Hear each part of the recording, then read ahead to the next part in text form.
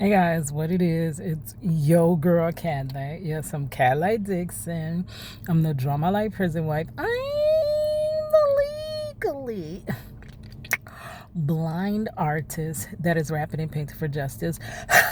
Hoping, because you got to hold your breath for justice. To see justice before our face too bleak is it's your girl Cadillac. Anyways, guys, I'm coming through later in the morning. Actually, it is almost noon, September the 6th, 2025. Yes. Okay, guys, so I'm tired. I got 4 hours of sleep last night. Like, literally, I am so exhausted. But at this point, let me tell you what happened. I'm gonna back up just a little bit and try not to be so long-winded. I came home from work last night and I was saying that if I work at a theme park, I was like, if I have the energy, we were supposed to do that draw and chat, and we're gonna do 1250 podcasts for my next project, Reach the World. So I was gonna start drawing him. All right. When I got to the car, I'm like, no, I'm tired. I don't even want to do it. This is the struggle I have with my art.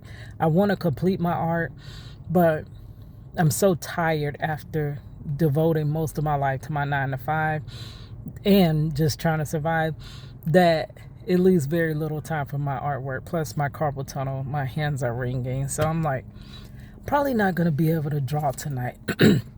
So I'm going to just go on to bed. But upon getting to the car, I listen to my YouTubers frequently, and I turned on Taylor House Publishing. He was talking about, so it's a video from yesterday I saved to watch later. I didn't really pay attention to it. I just seen it.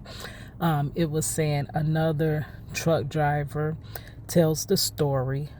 I know ain't no spam is interrupting my call.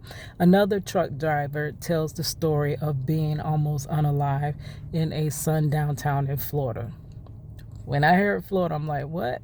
Florida, that very well alerts me because I am the OG prison wife, and my husband of 23 plus years, my husband was wrongfully incarcerated in the state of Florida. He newly moved from South Carolina, was here for a couple of years, was on his way somewhere else when we met. And after we met, we had our little baby, and he ended up staying in Florida instead of going to Washington.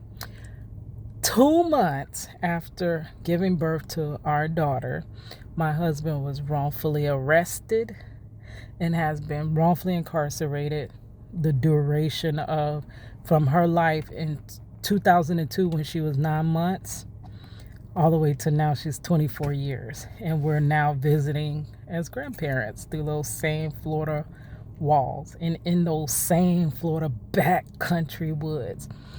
So I know this video was geared towards truck drivers in Florida and being specifically BLK truck drivers.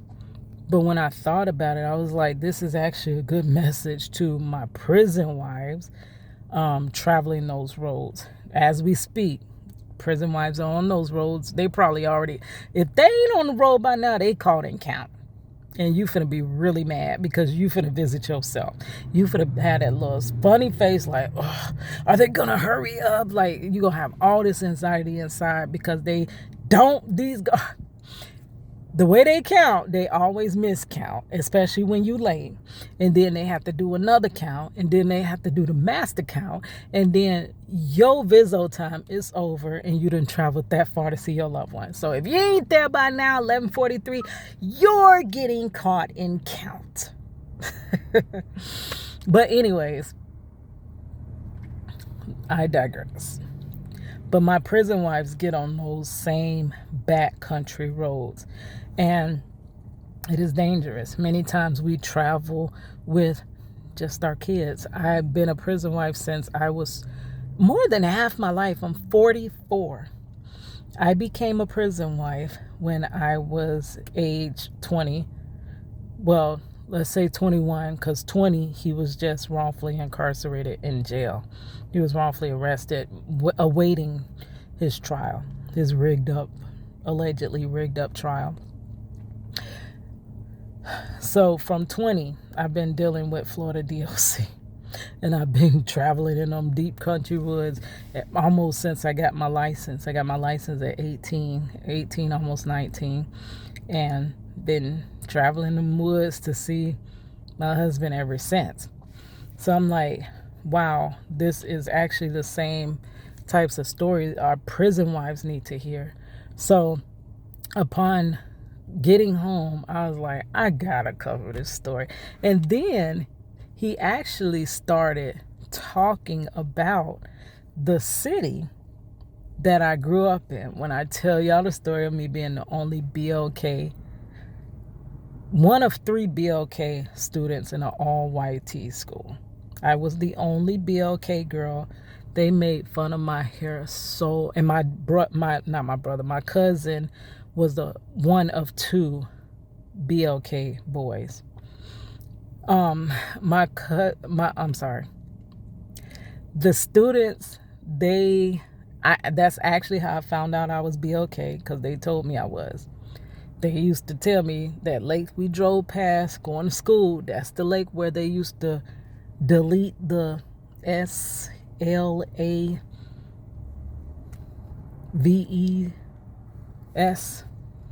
They used to delete them there. And they telling me this as a elementary student. And they ridiculed and made fun of me so much for having cornrows, or we call them French braids, from Chicago, because we relocated here from Chicago, that they made me shave my head. I basically shaved my head off to try to stop them from making fun of me so bad. Girl, he mentioned that city, and he was mentioning right up there. So much was relevant from this video. He was even talking about the area that Marcello is housed now, saying that, yeah, it's even worse in these areas. And that's what I be trying to say, like, as a prison wife, like, when they put our husbands up in these deep country woods, number one, it's not safe for our husbands, right, being in there. Because, you know, whatever they do is whatever they do. No accountability. It's going to somehow be your fault that they did, you know, whatever they did to your loved one. You never allegedly are going to get the truth. And it's just, I be praying for him to get out those woods like that. I like when he's closer back to, there are some camps that are closer to civilization, right? That you don't have to travel too far off the interstate into those areas. But there's so many prisons in Florida backwoods that, like, he was close to town, and then they just up and transferred him right back up there, right in them country woods. So just all of that, and then us is being dangerous for us just going to try to see the family, have our family time. So the video was so relevant to me that I was like, I gotta review it. I was long-winded. I'm sorry, y'all know me. You know your girl can't stay on track. It's probably that ADHD. But anyways, hour and something. Then I'm sorry, I'm hot. It's Florida and it's hot. I know you can hear my AC, but my phone about to overheat because it's so hot. And I'm about to overheat too, girl. But anyways, so I got home. It was about 2. I think when I finished recording the video, it was 3 something going on 4. And I left the phone to upload so that it could release in the middle of the night. And I woke up, and 6 hours later, well, I didn't wake up. My nephew was waking me up. Kana. They spent the night with my granddaughter. They tore up the living room. After doing the video, I'm like, I can't even go to sleep It was about 4 a.m. But I'm like, I can't go to sleep with this house a mess like this. So I was cleaning up the house at 5 a.m. and I think I went to sleep by 5:15. By 9 a.m., my nephew, Kata, get up, we're hungry. I'm like, Juju, I just went to bed. I am sleepy. Kata, come on, you gotta get up. I'm like, oh my freaking goodness. So I finally got up, and it was like 9:30, and he wanted to get something from the store. The store was not open. This boy had done Googled and looked up the store, but the store wasn't open, though it said it was open online. So we had to sit out there and wait for the store to open. So I'm like, okay, you done got me out my bed. The library is down the street. I went to the library. The library is not even open. I'm like, don't the library open at 9 a.m.? Now they open at 10, girl. But y'all know, I know that the Wi-Fi from the library, because my Wi-Fi is going to bed, that's a big hindrance in why I can't really keep up with my content like that and can't, because it takes so much. So my video didn't upload in 6 hours. So when I went to stand outside the library, the Wi-Fi works from outside. So I connected and it uploaded instantly.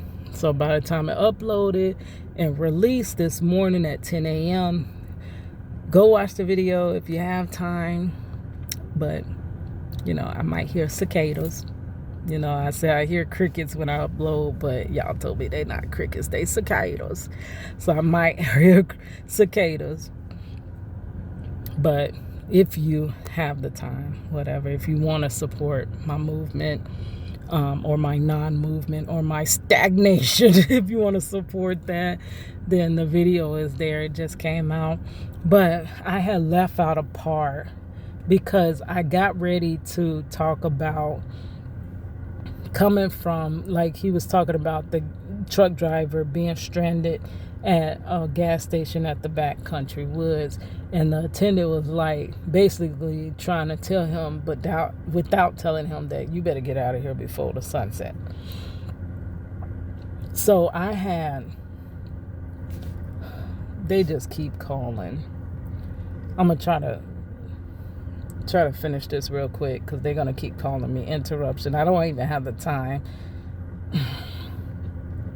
So frustrating. It shouldn't be so much to just simply record and upload a video, but it is. Okay, so I was finna tell a story about coming from visitation, and of course you made it there. You didn't want to stop too much because of these situations. You don't know where you really can go in and be just treated as human, or are they gonna, see you in this type of way. You're looking around to see if there's another BLK person anywhere close. Once you see one, you might feel a little bit okay or whatever. So I'm coming from the prison. Ironically, my husband is back at that prison. He's been incarcerated wrongfully so long that now he's starting to be at the same camps, like back at camps he had been to before. So when you get off the path to get there, you have to go out of ways. So of course you make it on to visitation, but you're on E, or you're close to E. So before you get back on the road, you gotta stop at the nearest gas station, which be way out there. But I really like to stop at the big chains, like if you could find a big racetrack or a big Love's or something like that. You feel a little bit more safer than some of these rinky-dink places. Like even when you have to pee, you're like, am I putting my life in danger just because I gotta pee? Or the kids gotta pee.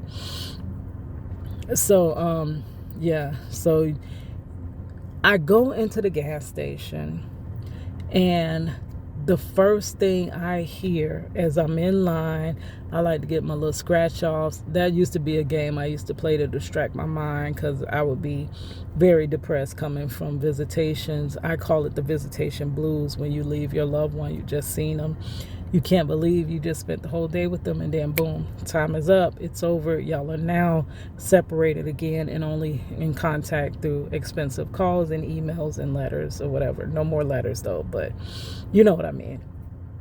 You have to pay for communication now. You're not right there. You're not holding his hand. You're not seeing his actual face in real time. So I go into the gas station, and all I hear is, they need to leave our history alone.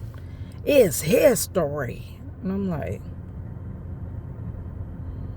huh? I don't know what in the jail this man talking about. And they have the deep southern drawl back there. But I needs to get my gas and go. Like, I needs to go because I don't know what he's going off about. They need to leave it alone. It's history.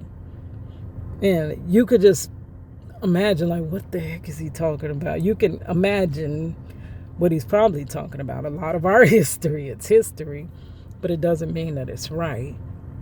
But I just felt so uncomfortable in that moment, and I'm like, oh my God. And you don't want to show it, because almost like when a animal comes up, like a bear or a dog, you don't want to show your fear, but you're like, plead the blood of Jesus over me. Like, please get me up out of here. So I got my gas, I pumped, and got out of there. And then that's when an attendant want to take 1,000,000 years to check people out. Like, do you realize I'm the only BLK person here? Like, could you please let me get my gas and go?